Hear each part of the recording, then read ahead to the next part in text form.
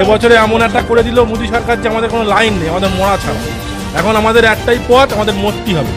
সরকার কি এটাই চায় যে আমরা মরবো? আমরা সরকার এনে নতুন সরকার গঠন করে আমরা কি মরতে চাই? বিজেপি কি আমরা ভোট দিয়ে আমরা তো ঠকছি এখন।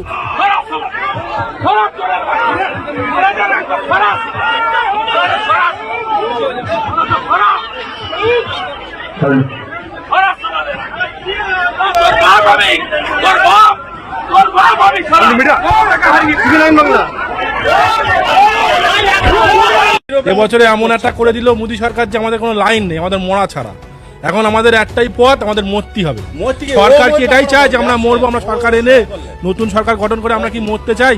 বিজেপি কি আমরা ভোট দিয়ে আমরা তো ঠকছি এখন। আমাদের পেটে তো লাথি মারছে। গরু 6 বছর বাঁচে না 14 বছর আয়ুত্ব দিচ্ছে, এ কি ব্যাপার? কই মমতা দিয়ে এটা করিনি তো। ওরে মরে মেরে বিজেপি তুলে লাভ এইটি হয়েছে আমাদের। এখন আমরা একটাই চাচ্ছি, হয় আমাদের গরুগুলো বিক্রি করার অনুমতি দিক, না হলে উনি এখান থেকে এসে গরু নিয়ে চলে যান। আর না হলে উনি পারুক আমাদের হাতে এক বোতল করে বিষ তুলে দিক, আমরা সেই বিষ খেয়ে মারা যাই। এছাড়া আমাদের কোনো উপায় নেই।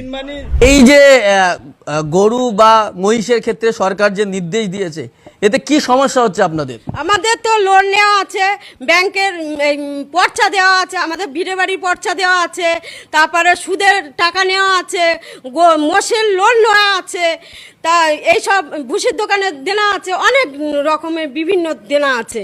তা আমরা আমার ছেলেটা ধরো এখন এই বিএ পাস হয়েছে, কোনো চাকরি বাকরি নেই। হ্যাঁ, আমি ওই ছেলেকে পড়াশুনো করিয়েছি সব এই ব্যবসায় থেকে, ঘর দরও করেছি এই 17-18 বছর ধরে খেটে। আমরা নিজেরাই মেরামত করে খেটে খুঁটে, লোকজন রাখিনি, নিজেরাই খেটে খুঁটে ব্যবসাটা চালাই। এই গরুর ব্যবসা করে আসছি, কিন্তু ব্যবসায় একবার লাভ হয় একবার লস হয়, তবু তো আমরা করতে হয়। কি করব, কিভাবে চালাবো? পেটটা তো চালাতে হবে। কিন্তু সরকার এসে, সরকারকে আমরা ভোট দিলাম যে বিজেপি আসলে আমাদের উপকার হবে, ভালো হবে, সেই জন্য আমরা ভোট দিয়েছি। কিন্তু বিজেপি কি আমরা ভোট দিয়ে আমরা তো ঠকছি এখন। আমাদের পেটে তো লাথি মারছে, গরিবদের পেটে লাথি মারছে। আমরা এখন কি উপায়, কি করব? কিছু তো করার মতো নেই। রাস্তা বিক্রি হচ্ছে না, মুসলিমরা নেয়, সেই মুসলিমরাও আসছে না, নিচ্ছে না, বলছে যে এখানে গরু নিয়ে আমরা কি করব, আমাদের রাস্তায় আটকাচ্ছে, আমাদের টাকা আমাদের ফেরত দিন, এই বলছে ওরা। ভুষির দোকানদার বিজলি আলো মোট দেয় না ধার, আমরা কোথায় পাবো? কিন্তু আমাদের তো লেন, ও যদি মনে করে যে হ্যাঁ বন্ধ করে রেখে দেখ, কিন্তু ও লোনটা দে দেখ, বাকিটা আমরা বুঝলে ও লোনটা দে দেখ। আমাদের ছেলেরা কি করে বেকার কমপ্লিট করে বসে আছে তো। ওরা কিন্তু সবচেয়ে ও সেই বসে আছে, কিন্তু এইগুলো কি করে হয়? আমরা তো এরির ওপরে ভরসা করে আছি না, যে গরুর ওপরে প্রত্যেক বছর একটা বেচা কেনা হয়, সবাই এরির ওপরে ভরসা আছে। কিন্তু এই যে একবার বলছে হবে কুরবানি, একবার বলছে হবে না, একবার 14 বছর, গরু 6 বছর বাঁচে না 14 বছর আয়ুত্ব দিচ্ছে, এ কি ব্যাপার? কই মমতা দিয়ে এটা করিনি তো। ওরে মরে মেরে বিজেপি তুলে লাভ এইটি হয়েছে আমাদের, যে আমাদের মরণ ছাড়া কোনো লাইন নেই। ও দেনাটা মিটিয়ে দেখ, আর ও নিজে বিষ কিনে এনে দেখ না।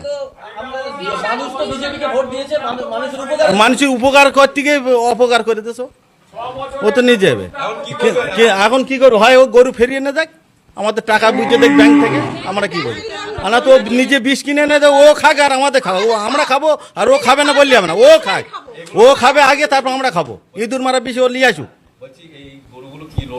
সব তো লোন, লোনে ব্যাংকে গেলি তো হ্যাঁ, ও তো নিজেই আইডি মারলি তো বুঝে দেবে যে কত লোন আছে না আছে। সব থেকে বড় কথা হচ্ছে আমাদের নিজেদের লোনটা নেওয়া ছিল, আমরা গরু তুলেছিলাম, জানি প্রত্যেক বছর বিক্রি যায়, আমরা লোকের দেনা টেনা সব দেই টুকটুক করে, বা সবকিছুই করি সারা বছর খেটে। এবছরে এমন একটা করে দিল মোদী সরকার যে আমাদের কোনো লাইন নেই, আমাদের মরা ছাড়া। এখন আমাদের একটাই পথ, আমাদের মরতে হবে।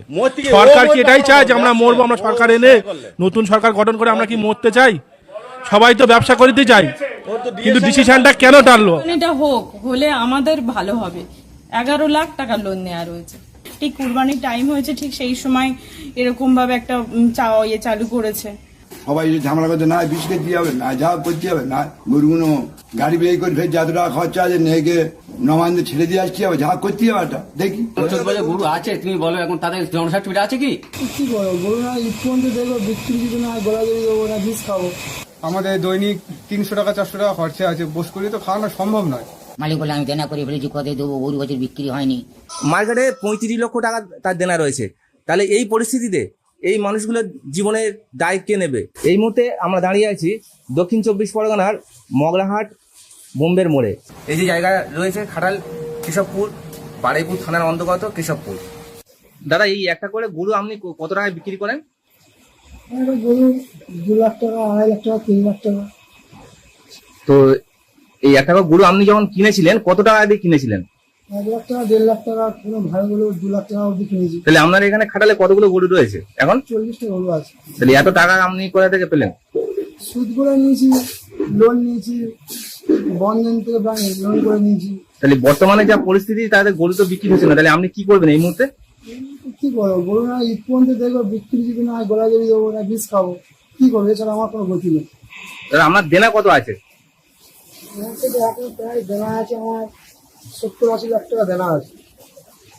70-80 লাখ টাকা দেনা? 70-80 লাখ টাকা দেনা আছে। লেবার তো পয়সা দিইনি 5 মাস, 10-12 দিন লেবার কাজ করে, তো টাকা দিতে 5 মাস সময়। তাহলে সরকার যা করছে তাতে আপনার তো গরু তো বিক্রি হবে না, তাহলে কি করবেন আপনি?